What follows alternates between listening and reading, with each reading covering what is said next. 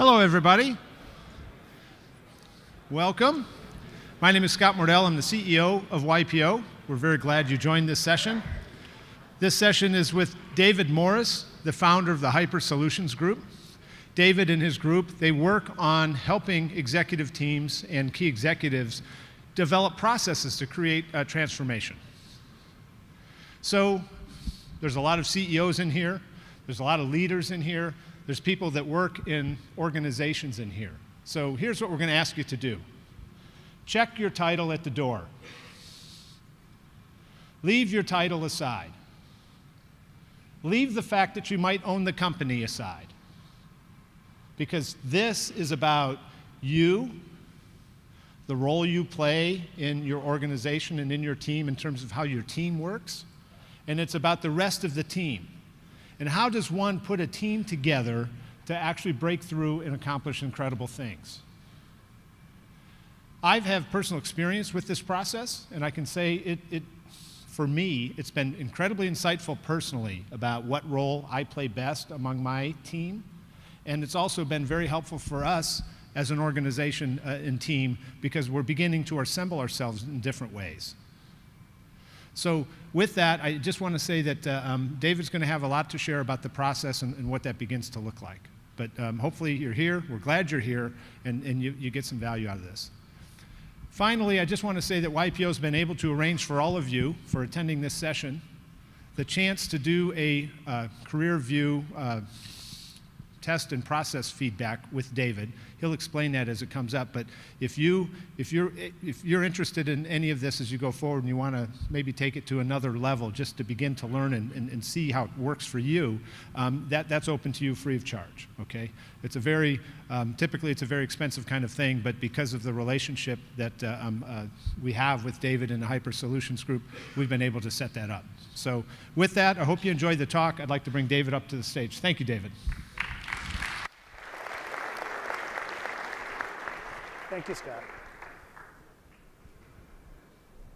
Good afternoon, everyone. Thank you. Yeah, thank you. So many familiar faces.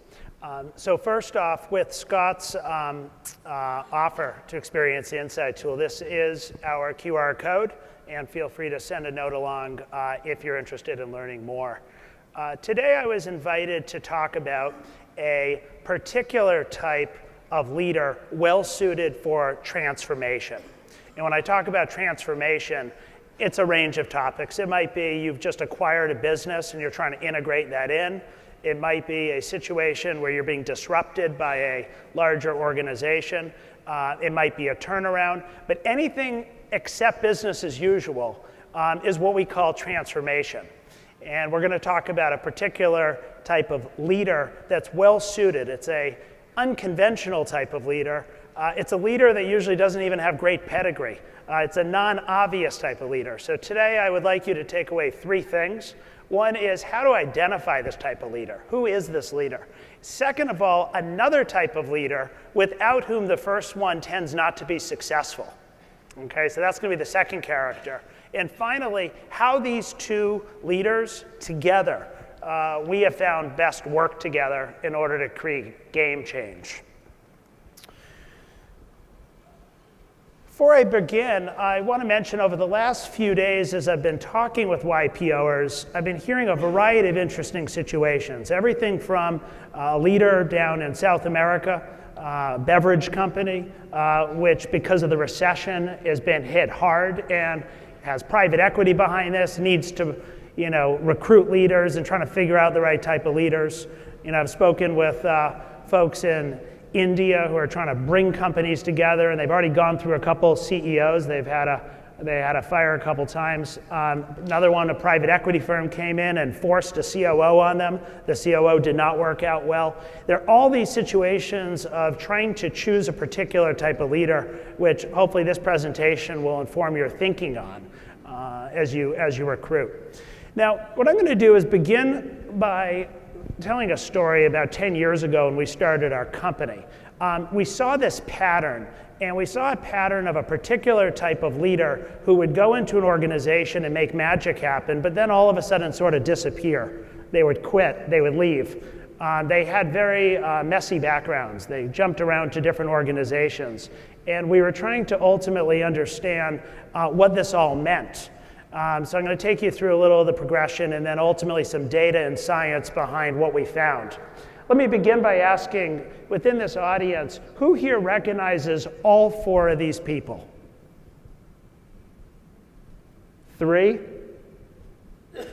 2, 1? No? Okay, well, one of them is a YPOer. Yeah, so I'm going to go through these individuals. I do want to pose a question for you to all mull over during the session, which is, do you have a transformation going on right now? And do you have the right leader for that transformation? And we will come back to that question a little later on today. So as I mentioned, I was coming across a lot of these leaders who seemed to do these kind of magical things, but their backgrounds by no means were perfect because they really had mixed backgrounds, but when they did have a success, it was magical. So let's talk about Dave Rauch first. Dave Rauch, and by the way, all 4 of these were at startups as well as big organizations. These absolutely apply to the YPO audience. Dave Rauch had worked at a few different startups in the hard drive space before he ended up at Western Digital. One day, Western Digital was faced with a disaster with the Thai floods. We remember the Thai floods about 7 years ago? About 30,000 factory workers out of work in Thailand. And the whole company was about to shut down. The CEO announced to Wall Street they did not know if the company would be able to continue beyond the following week. This is a Fortune 100 company. They sent Dave Rauch out, who had never dealt with a disaster before, and within a period of 4 weeks, not only did he get the Navy into Thailand to dig out all their hard drives and recruit people in and figure out equipment and stuff, they had the machines back up and running at WD within 6 weeks. And on top of everything else, their stock price a year later almost doubled because they were able to increase the cost of a very commoditized item of hard drives. All under the leadership of this guy, Dave Rauch, that no one really knew about except the CEO there. Second example I want to give before we get into some of the data here is Dave Pottruck. Dave Pottruck is another interesting story of one of these guys with a very, very inconsistent background. Did not have great pedigree at all. He was working at a small financial firm in New York, kind of bored of his job, when he got a call from a YPOer named Charles Schwab. Now, Charles Schwab at the time was small. There's a couple hundred people in the organization. And what happened with Dave Pottruck, as he tells the story to us, is he gets tapped on the shoulder by Chuck Schwab to come in as his number 2 and help build out Schwab. But it wasn't until Chuck Schwab explained to Dave how they were democratizing investments and changing the whole world of financial services that all of a sudden, over those next 10 years, Dave Pottruck really did extremely well in terms of building the company out. Till he became CEO, was fired within a year. We'll get back to that. But in the meantime, created a massive amount of wealth for that organization. Terry Takai. Terry Takai also was working at some startups, kind of a few different organizations, and all of a sudden got a phone call from Arnold Schwarzenegger to come in and lead IT for the state of California, which was really problematic. And with Arnold Schwarzenegger and Terry Takai, they fundamentally transformed technology with a very low budget for what had to be done. Really an amazing story with her. Stanton Rowe, this story really is mind-boggling. So this is another one of these guys we came across during our travels with very strange background individuals. He was a middle manager at Johnson & Johnson. He was leading some new innovations. He was like a product marketing person. And all of a sudden, he just kind of got bored. Got up and left, did some different startup stuff. And then ultimately, he got a phone call from one of the large medical device companies to sell his company. It was still very small, maybe, 20 people.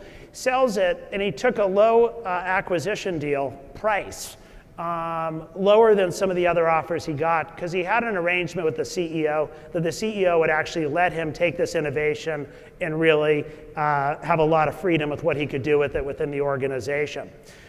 What's interesting about this guy, Stan Rowe, is when his company was acquired, it was acquired by Edwards Lifesciences, which had revenues in the hundreds of millions. It was not in the billions.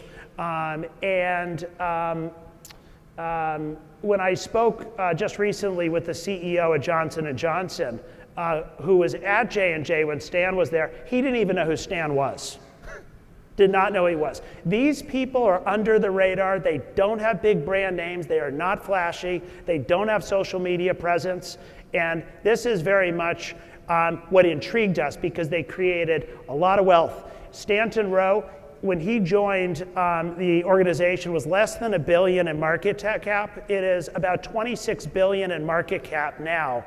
And when he joined Edwards as a chief research officer, what he did over those next few years in terms of taking the company, and he said it was not cannibalization, it was obliteration of their core business, which was selling to heart surgeons. He convinced the team to actually go and sell a non-invasive heart surgery solution to cardiologists, completely disrupting the business. But he was able to bring people along, in that whole journey. And was really remarkable. So we were very fascinated, the HiPER Solutions group, about there was this consistent pattern of inconsistency. There were these people we kept coming across that were able to pull off an amazing thing at one point in time, but they may have had a bunch of failures before or after. So they were not being picked up by executive search firms. In fact, when we talked to the traditional search firms about them, they actually said they don't present these candidates to their clients, because they can't back it up that they've had 5 successes in the exact same domain. So this type of leader is under the radar, and this is why we wanted to try to understand them. Okay, so we went out and asked about 100 of them to go through an assessment of ours. We teamed up with a psychologist who already had a data set of over 12,000 traditional executives. We wanted to understand what made these leaders who had big game change successful. And what you're looking at right here is this line. The line is the average profile of an executive.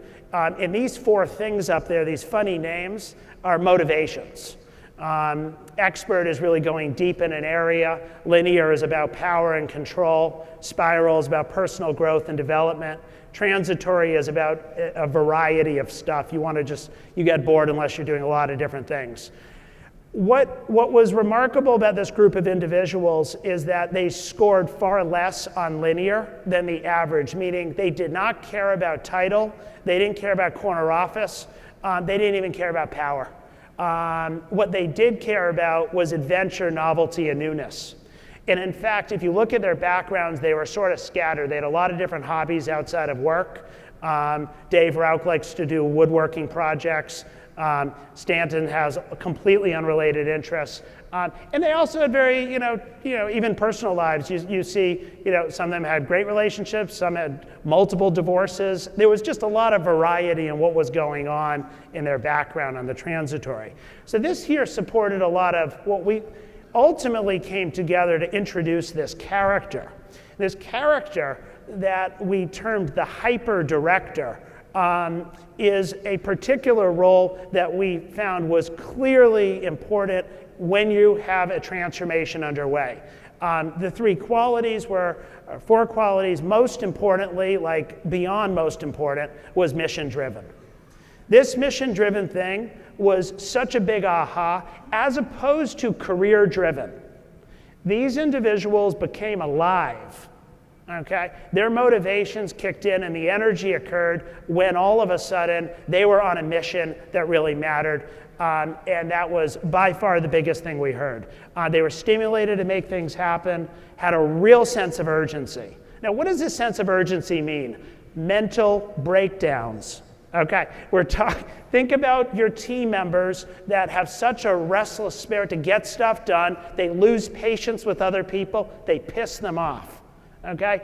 This sense of urgency is critical. Without sense of urgency, they were not what we call this HiPER director, because you needed this in order to actually make things happen. And then finally, this whole sense of adventure and novelty. So these 4 traits we found were consistent with this type of person called the HiPER director. How many people in the audience know of one of these people? We can picture them. Keep your hands up if you personally relate to being this yourself. Great. Now, this concept of are we ourselves a HiPER director or not goes back to Scott's original point in the beginning of the conversation. It doesn't actually matter if we're the HiPER director, but we've got to be honest with ourselves, because if we don't have all 4 of these, we got to hire someone that has them. We got to hire someone that has them. And that's really where this comes into play. I'd love to throw, where's McKeel? McKeel out there? Board member McKeel. Great.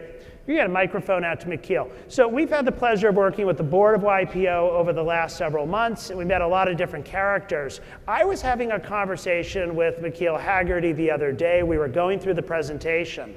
And I thought there was a stage in his career that was worth showcasing, just as an example of what led to the exponential growth of his organization, as opposed to when things were just kind of going along. Hey, McKeel. Hi, how are you? Hi, everybody. You mean I get to talk about business now rather than YPO? Exactly. You can talk about yourself instead of YPO now. Yeah. No, thank you. So just 2 sentences on my business. I'm in the insurance space, primarily North America, but UK, Germany as well. And I do classic car insurance. We're the market leader in the space. We're larger than everyone else who does it together. So it's a high passion business, but high efficiency. I have about 1,000 employees. And we've been growing for many, many years. I credit a lot of it to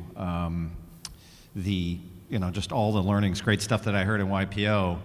But as you start getting bigger and bigger in your industry, you're really sticking your head above the parapet, right? And I realized we had a lot of big players sort of coming after us. We were defending it very, very well. But there was this really big aha moment that I identified with, and we talked about it. I mean, it's not hard to imagine that the coming world of autonomous vehicles represents a potential threat to my space, being in classic car insurance. And I actually had a YPO resource at a conference come up to me afterwards who was in the space, somebody who's been on one of our stages before, who just said, "I'm so sorry, I'm going to put you out of business." I'm like, I'm sorry, what? How big was the company at this point, McKeel? We were a couple $100 million at the time. So, okay. And long story short, well, he actually said, "No, seriously, I'm putting you out of business. You have to find something else to do." And my mother told me not to talk to people that way, especially strangers. But I'd realized that we were scaling our business. We were hiring A-level talent. We were expanding markets. Our product was getting better and better. There was no way this dude was putting us out of business. But what was itching at me is I realized we needed a mission and a purpose. I mean, I get fired up about my business, but we needed a mission and a purpose. And so, kind of went back and realized, because it wasn't about the business, it was about the story of our business. Our story was at threat. Mm-hmm. And so we kind of sat there and said, because cars have been great for me. I think a lot of people still love them. And I realized, wait a minute, we're going to be the company that saves driving. We need to become the company that is going to save driving for the world. Once that mission was clear, once you were saving driving, so, and this is the thing about the HiPER director, is they got activated, just like Dave Putrock back at Schwab. It wasn't until there was a mission. It wasn't until Dave Rauch at WD, he had to save the company from the Thai floods. Something happened with these individuals where they went into overdrive. And I'm just curious, McKeel, once you had that mission, what did that do to you and the team?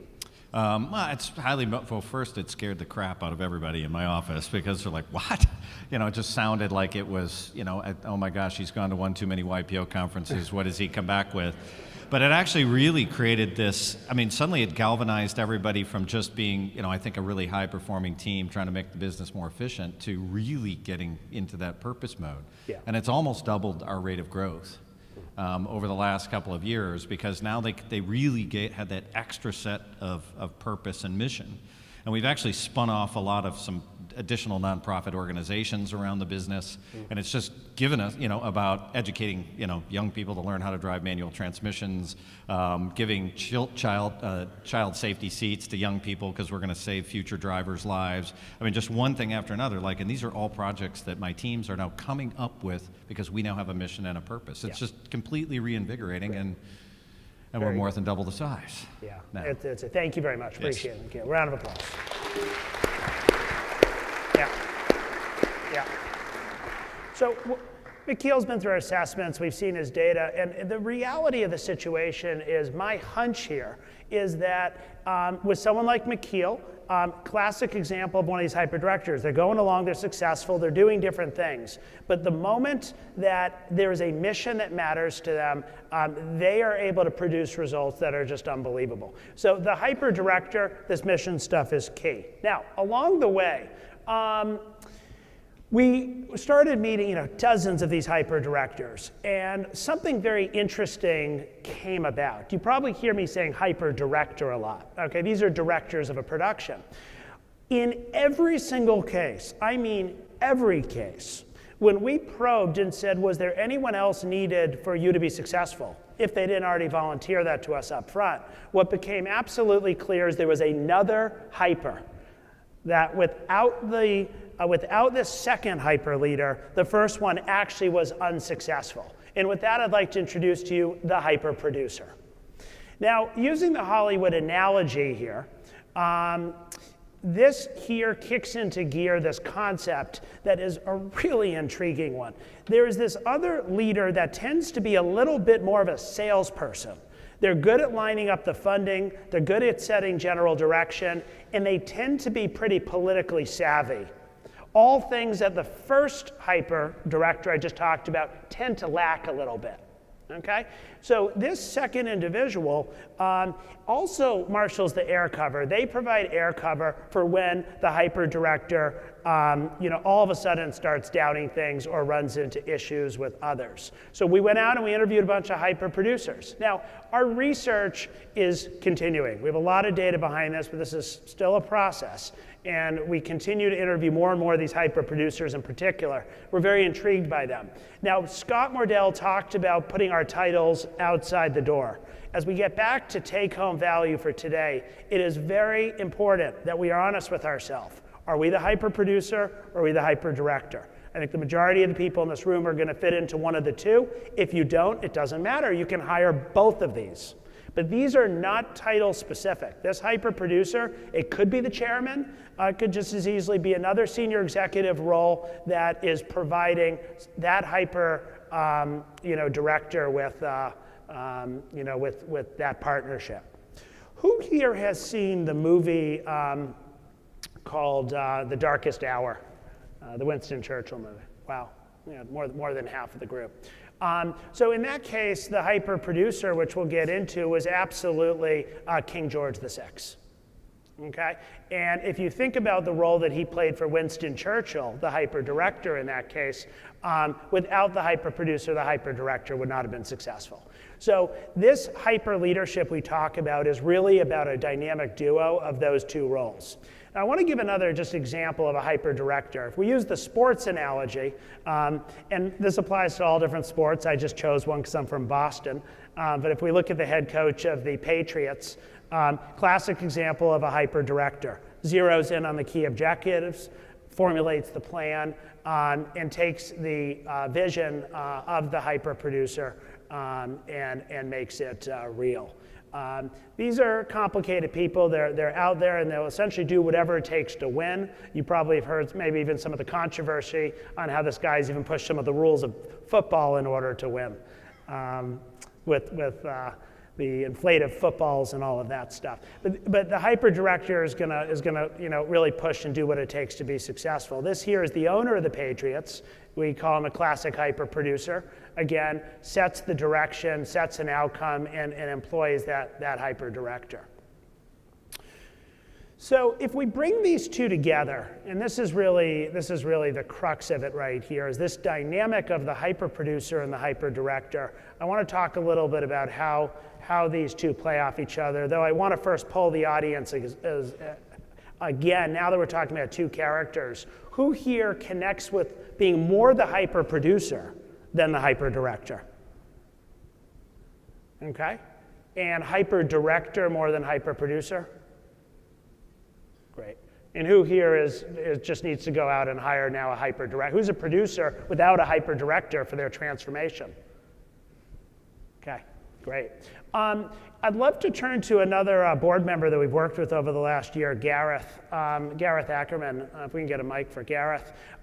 Gareth, is in a chairman role, and as we've assessed his profile and really spoken to some of the people who work with him, seems to really stand out more as the HiPER producer. I also learned that he collects stamps of King George VI, which is really just an amazing irony.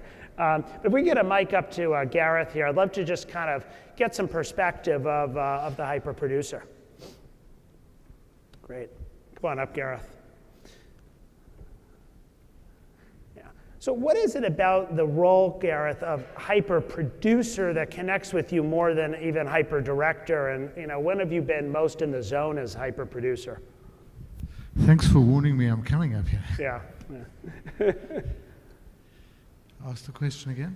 HiPER producer, when we talked about that the other day, how did that connect with you? And what happens in your mind as you think about working with a HiPER director? I think a key role is to sit in the back. Yeah. You've got to make sure you are sitting behind the scenes, helping direct, setting a strategy, and making sure that the director buys into the strategy. But also is to make sure that the person who's actually delivering actually takes ownership of the whole project. Because you can't, as the producer behind the scenes, take that ownership because you actually won't make it happen. Yeah. So it's really that there's something in the dynamic around making sure that director owns it. And have there been instances where in the end you thought they owned it but they didn't own it, and that's just made you that much more? What have you done as a result of that? I think the key is obviously to make sure they own it and then deliver on it. So a lot of it then comes around putting the key performance indicators in place and make sure that you actually manage the director to the key performance indicators, which is effectively managing to the outcome of the strategy you want to get implemented. Yeah. So you've got to get them to work on the strategy, make sure that they all buy into the strategy, and then reward them properly to deliver on that strategy for the betterment of the organization as a whole. Great. One more question for you, which is from the producer standpoint, what's the most satisfying part of that role? As you think about the last 20 years, in the role of producer, what was a moment maybe that was most rewarding to you from that standpoint? I think the most rewarding must be having the project actually work. Yeah. So at the end of it, you know where you want to go, you see where it's coming to, and you've then got the team in place to actually make it work and deliver. It doesn't always happen. It takes a lot longer generally than you think it's going to happen. But to me, that's what the ultimate goal has to be, to make it work properly. And that the team actually takes the credit for it. And if you're in a business, that they earn the bonuses or share option plans that you want them to get.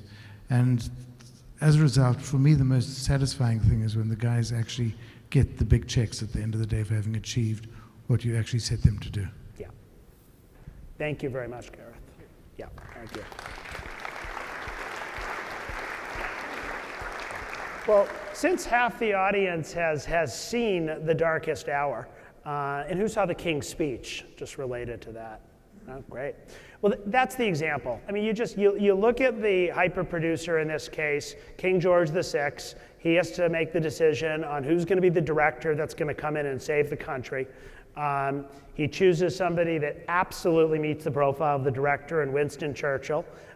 Mission-driven, that's what makes him at his best, but also a troubled person with a lot of mixed pedigree. You're looking for mixed pedigree. You're looking for a director that tried different things, attempted things, disengaged in an organization when they no longer believed in the mission. But now you look at how do the two work together. And what we found with the producer and the director, similar to in the movie where they set up a weekly lunch, I guess because Winston wanted to take a 4 p.m. nap every day. They couldn't do the 4 p.m. one. They created a protocol for how they would work together. And that is absolutely critical. We have an insight tool that really looks at how people make decisions and thinks. And it's important the producer understands the director and the director understands the producer. And that's where we put a lot of our focus with our clients. Love to open up, and a couple more comments on the slides, but love to open up for some questions and thoughts. Please. Maybe a microphone up front. Yes, I'll repeat the question. I see myself pretty much interchanging roles. Yeah. Depending on what organization I represent. Mm-hmm. Is that a possibility? It is. So the career view assessment, which Scott made available to the entire audience today, will take a look at what actually energizes you more. We have found that, yes, plenty of people in this role are playing both of these roles, but we think that's a problem. Because where we've seen the biggest success, we see both of these roles. And it's tough, right? It's kind of stressful, because on one hand, you're trying to set the mission and the objective, but then you're trying to validate to yourself that it's actually worthy. One of the things the directors told us that they rely on for the producer is validation around the mission.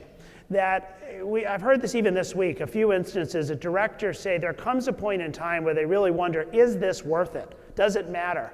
And at Western Digital, when the Thai floods occurred, you had Dave Rao calling the CEO and saying, you're telling Wall Street the company might shut down. Should I really bet the farm on this? And at that point, the CEO said, we are going to buy our way out of the problem, spend whatever money you want to take. We'll go into as much debt as you need. Make it happen, Dave. I'll take care of the board of directors. I'll take care of everything back here. Don't even worry about procurement. No more procurement rules. Just do whatever you need to make the Thai floods happen. That's critical. That type of belief the producer needs to have and the backing they give to the director is paramount. The director will not be successful without that, is what we consistently see. That's the stress if you try to put this both on yourself. So what I wanted to say is that many of us have different roles. For example, when I'm representing YPO, I see myself as the HiPER director. Yes. But when I'm representing my organization, I'm very much the producer. I have enough people under me who can become directors, and I just lead them. Thanks. That is a very good way of thinking about it, and certainly, and same thing in Hollywood. Sometimes you have directors that become producers, directors. I think it's where we found the concern is where people in their own organization play both roles. But certainly, yeah. And listen, on the motivation front, some people are motivated by both of these, but we do tend to find a higher motivation on one or the other. Other questions? Yes. I feel like this is 2 years ago, and so next Congratulations. week, thank you. 2 years ago today, in fact. Wow. So next week we will announce my successor, and so we are making our HiPER director now the leader of the organization. And I was curious how you would, what advice would you give me in terms of coaching this individual or staffing around him, acknowledging that the HiPER producer myself will no longer be at the company. Got it. Okay, so you will no longer be at the company. The person coming in, you believe, is a HiPER director? Yes. And do you believe they will have a producer? In the long run, yes. But not initially. Correct. The advice is very simple. Get a producer. And the reason for this, by the way, the producer could actually be a family member or spouse. Okay, there are other cast members that we're currently developing. These two are the most important, though, in transformation. It is very important they have somebody that's playing the role in their life, even if they're not employed at the company, that can encourage them, help them understand the eye and the prize, because there are going to be tough nights when that individual leaves the office and says, is this worth it? And it's important somebody plays that role of producer. Yes? I'll repeat the question after. Yeah. So what happens when the HiPER producer, like Garrett said, can't see that? Yeah. It has to be upfront and all the other capabilities, but just cannot help themselves, but take away some of that mission drive from the director. Yeah, that's a great question. So the question is, what happens as a HiPER producer if all of a sudden you can't help yourself but get into the details and really, get out there and direct the production? And this is why we are doing the work we're doing, because if you have that feeling, you're going to have an instinct. You're going to have an instinct if you get a lot more satisfaction out of being this producer and bringing in a director and really letting them be successful and watching that from a distance, versus if you like to really get into the weeds, into the details. You just got to be honest with yourself and go into the role that suits you best. And to Scott's point earlier, the title is irrelevant. You could be the chairman and realize you get more satisfaction out of being the director. I was speaking with someone the other day, a YPO, or a family business. The founder was a father, and the father became the chairman, but in actuality was happiest as being the director. So, you could bring a CEO in who could be more the producer, the chairman could be the director.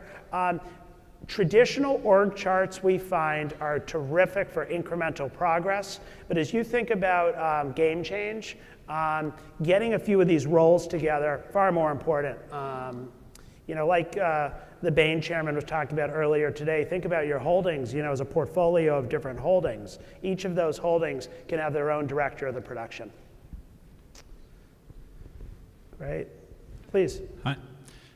Did I hear you correctly when you said that there's a risk in trying to play both roles? And are you saying that a person cannot play both roles and shouldn't? Yeah, it's sort of like hitting the brake and the accelerator at the same time in a car. And that came from multiple interviews we've had with both of these individuals. They're two different mindsets, they're two different set of motivations. And even in a company of 5 or 10 people, it's difficult to play both of these.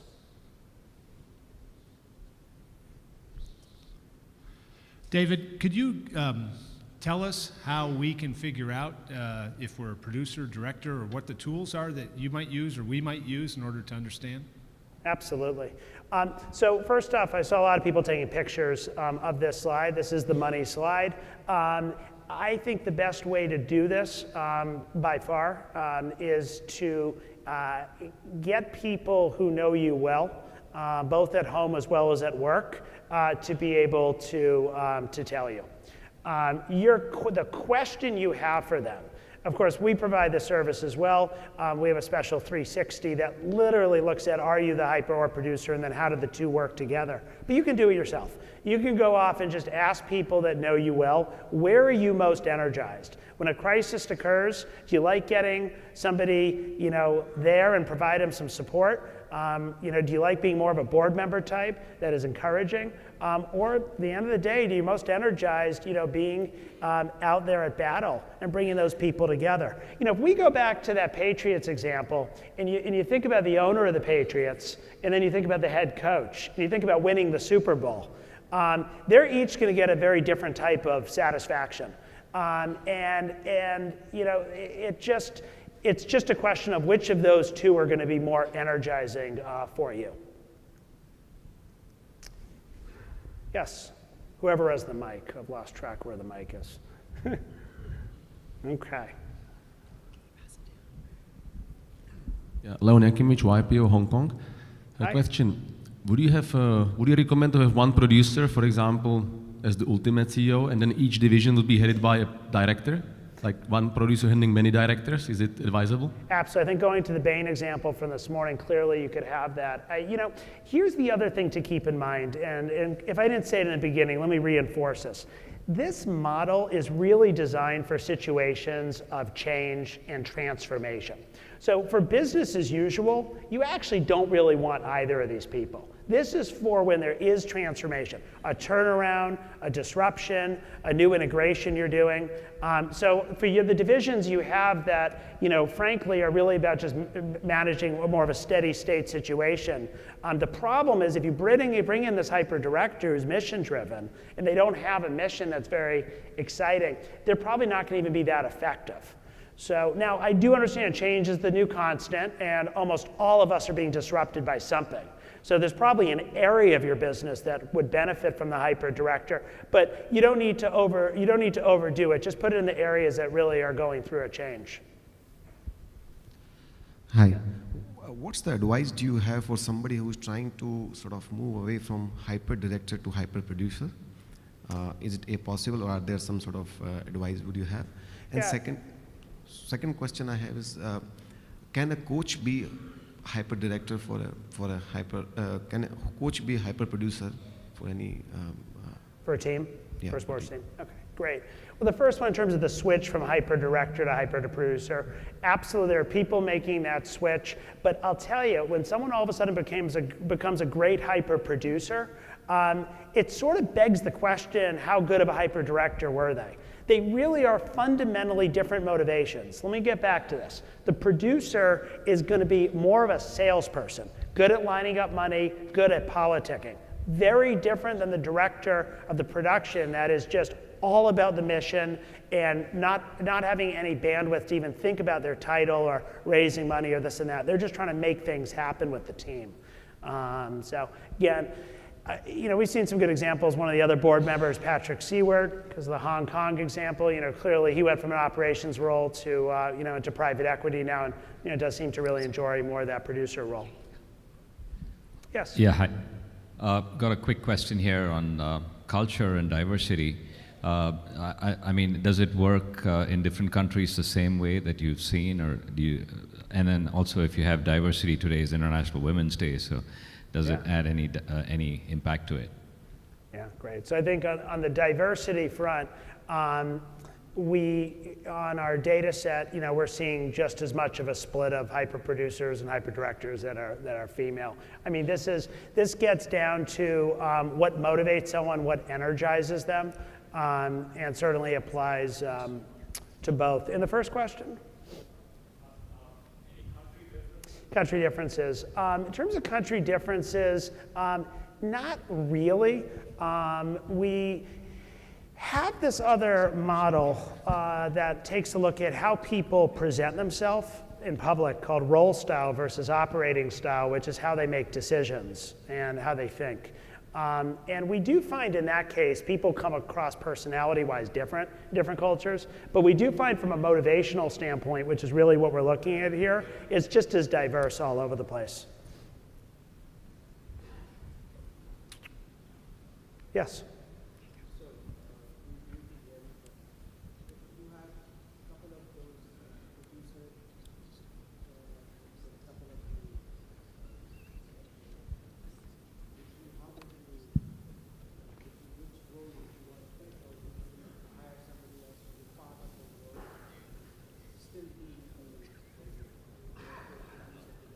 Yeah. Okay, so we're talking about filling these positions, and I'm going to answer that question slightly differently, which again, it all starts with the situation. Yeah. The question really had it, if you have a couple openings for producers and a couple openings for directors, how you go about filling the two?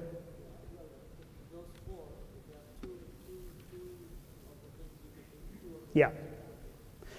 I would, in this case, I would actually say you want all four checked off in order to feel confident that the person fits one or the other. And I want to go back to the director example for a moment. Mission driven, you heard from Akil, absolutely key. They all became alive when there was a mission. But if they don't have a sense of urgency, this impatience piece, it's a problem. This impatience piece is critical. They got to be constructive about it. They got to be coachable. So the producer is going to have to give them feedback when they're pushing the envelope too much. But you can't teach someone's sense of urgency. They need to want to get stuff done, make things happen, and we consistently found they get bored of doing the same thing. So it really is we have a cocktail here, and the cocktail does require kind of all four of these. David, how much of this is just two teammates that have 8 characteristics versus 2 people that have specifically these 4 and these 4? In other words, can these be interchangeable? We've not seen that effectively done. The pattern we continue to find is that it's 2 distinct people, each with the 4. Because if you start to mix the 2, you're going to see how they're sort of in conflict. Some of these traits. It really tends to be distinct. And I would encourage you to really think about some of the directors that you know that have been most effective in the producers and start putting them in that way. If you see some exceptions, I'd love to hear about it. I mean, where you do see a mix, we just haven't really seen it. So, sorry, 2-part question. Is it an issue in a company if you have several directors and 1 producer, And part B is it is an issue if you have several producers and say one director. Yeah, we see much more of a problem with the latter. And we don't have the exact ratio numbers down, but keep in mind that the producer is ultimately going to own and define and support what the outcome is. In the case of the, it's funny, I was talking with Alex Ferguson not too long ago, going back to the sports analogy, same thing. He said with Manchester United, it's all about the relationship between the head coach and the owner. The owner of the team is going to make a tough decision. They're going to say, how much money are we willing to spend to really achieve these wins? And if you have too many people making that call, and I'll tell you, this is an issue where we were just meeting with one of the owners of the big hotel groups here in Asia. And it's owned by 5 family members. Each of the 5 owners, and probably many of you are dealing with this situation right now, they have 5 owners and they have 5 different opinions, and all 5 of those are acting as a producer. The problem is I met with the director has no idea what direction to go. They can't even build the right club lounge because the 5 producers, the family members, want different things in the club lounge. One wants them to charge, guests for the club lounge, more like a Ritz-Carlton price. Others want to include for free as like a loyalty program. And the director of the production can't even build the club lounge properly. So now you can have multiple directors, that's fine, in the areas that require change. But having too many producers is going to be an issue. So I have a question. First of all, I'd like to thank this group. I'm a director, and I have a lot of producers that are enabling to get the mic to talk to you about asking this question. So thank you very much to my production team. The question I have is this. Okay, so personally for me, I'm in a situation where I've been more of a director for the company that I work for, but I'm being moved to a position where my producer may no longer be my producer anymore. And so, in relation to the other question where there was a lady over there that sold the company and her director's now going to be taking over the top seat and you're saying go get a producer. What are the challenges that you have? Because, when you have a producer and a director, there seems to be this kind of hierarchy where the producer may be in a position of a higher position, but when the director is now in that senior position and you have a producer that would be at perhaps a lower position in the company, how does that dynamic work? I mean, what's the solution for that? Great question, and love to speak to you more afterwards on it. I think the key thing I do want to address to the group on that question is hierarchy. This hierarchy is very important.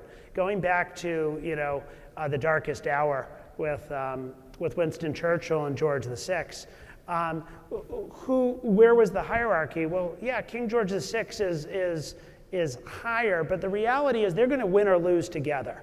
And I think that's really what we find in the dynamic duo that's most successful, winning and losing together.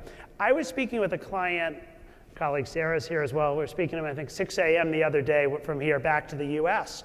He had led a massive transformation, and he told us, and he was the director, and he said that it was when his producer came to him and said, not only is this worth it, but we'll both get fired over this if this doesn't work. We're both going to either win or both get fired, and it doesn't matter, I'm with you all the way. This is so important because as we look at the dynamic of these two, if the HiPER director does not believe this mission is worthwhile, and they are reminded of it from that producer over and over again, the HiPER director will disengage, they will leave, and they will go somewhere else. I talked about before, when this all started, we saw this pattern of people leaving. Just dozens of really good people. They'd go into an organization for a few years, they would leave. They would make something happen, they would leave. What was really going on here? This mission piece seems to be what it was. And if they did not have a HiPER producer that they really helped validate that mission and made it worthwhile, they would leave. I want to go back to Dave Putrick at Charles Schwab, YPOer as well. So he is a YPOer and Chuck Schwab were YPOer. They started working together early on. He rose the ranks. Why is it Dave Putrick was fired within 1 year of becoming CEO at Charles Schwab after creating billions of dollars in market cap, not dissimilar to Winston Churchill not getting elected back in? Why does this happen? Well, one thing that Dave Putrick talks about in one of his books is that he had air cover from Charles Schwab as long as Charles Schwab was the CEO. But once Putrick became CEO, he now had a board of directors, and Charles Schwab no longer could be his one producer. And it's arguable that it's because he did not have that producer, he had too many board members above him, he really struggled in that role. So We have time for maybe 2 more questions. Yes. Microphone.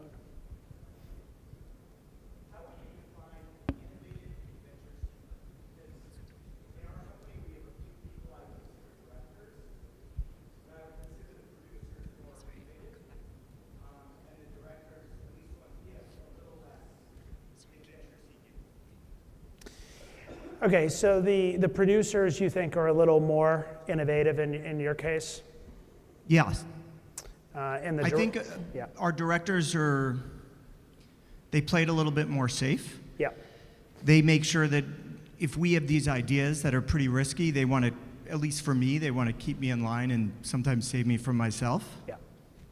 Yeah, I think the issue behind the issue in that case is that you need a lot of leaders like that can keep things going along. You do not want hyper directors all over the place. You only want them where there's a transformation. I would say, though, if there's a lot of change going on in that area, and they're not embracing the change and getting energized by the change, et cetera, they may be better suited for a role which is, managing a little more consistency, operations that you can't mess around with as much, et cetera. Yep. Could you tell us where Steve Jobs would fit in between these two? And maybe if you could look at that little portion of his life when he brought in the president of Pepsi and that dynamic. Absolutely. So that comes up quite often. Thank you for bringing up the Steve Jobs example of where he fits into this. We believe, unfortunately, we were not able to assess him or interview him, but we have interviewed many people close to Steve Jobs, that he was an exemplar hyper producer. And if you look at Johnny Ives, if you look at people like Tim Cook, think about what Tim Cook has done. It's really amazing. No one even knew who the guy was. Classic example. Didn't have the brand name, didn't care about pedigree, but think about what he's done even since, the market cap since Steve Jobs had died. So we believe that Steve Jobs had the ability to bet on multiple people, and we think that what really confirms it more than anything is Pixar. Pixar is the example, because think about how little time he spent on Pixar, but he believed in those guys, he gave them funding, he supported them, and frankly, he made more wealth out of that Pixar example than even Apple. So truly a hyper producer. Was a director early on. I think he got more satisfaction out of the producer. Scott. Hi. What about a large organization, a really large organization? How effective could this relationship be when you have a producer in a remote location, a director somewhere on the other side of the world with a mandate? Can this work in the same way? Yeah, that's a good question. We don't have necessarily a lot of long-term data on that. I will say, in the case of Western Digital, with the Thai floods, that was a complete remote operation. Now, it was fixed in time. It was about 3 or 4 months, to really get the floods thing solved. But that was totally remote. The producer, and they had daily calls. The producer had daily calls. This gets back to creating a relationship between the director and producer. I can't stress enough, creating a routine weekly meeting, daily meeting, some type of dialogue is very important. And for the producer to take the lead on that would be great. Jamil Assad, YPO Mina One. I'm just thinking about the White House. Yes. How do you say the chief of staff is the producer of the director or the president? And if you can give us an example of President Trump, since it's yes. I don't know what you will I was describe advised by a very close mentor of mine, when the Trump question comes up, to politely say, let's move to the next question. Yeah. Well, again, I think if you think about just government, there's going to be certain situations that require transformation, and you're going to want a few people out there as hyper directors that are making the transformations happening. And ideally, your president is going to play the role more of producer. Yeah. The mic. Great. Yep.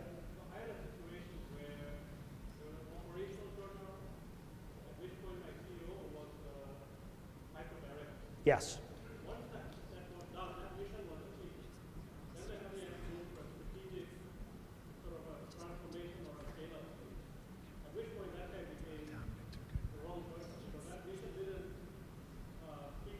Yes. Yeah.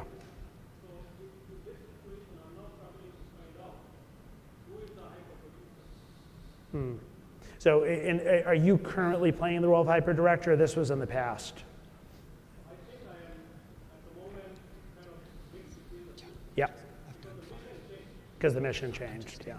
Well, I think, the fact that you had somebody in that HiPER director role who was not bought into the mission, was not energized by it, you got to move them out of the role. And oftentimes producers have to go in at an acting level. The question now for yourself is it rewarding and satisfying to you to stay in that or not?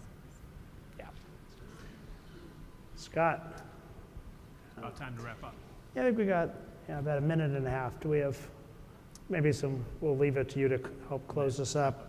And really appreciate the opportunity to see everyone today. I'll leave you with this one final slide, which is we talked a lot today about HiPER leadership. And we find for a transformation, answering the question of who the producer and director is foundational. It's the first thing. Getting these two roles clear, then you can build the team. Don't build the team until you get the HiPER leadership answered. Then you can start to develop the culture and the group norms for how the team and everyone works together. So we look forward to continuing this conversation with us. Very nice to see everyone today. This is the code right here again for Career View. It's about a 20-minute insight tool, and it will help to answer producer-director question of what should be more energizing. Thank you.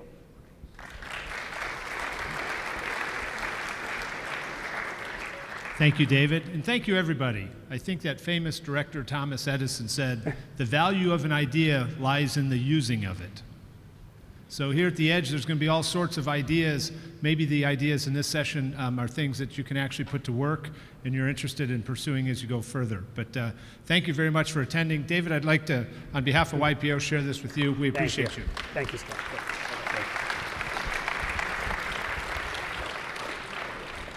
And that concludes our session. Go forth, multiply, be careful.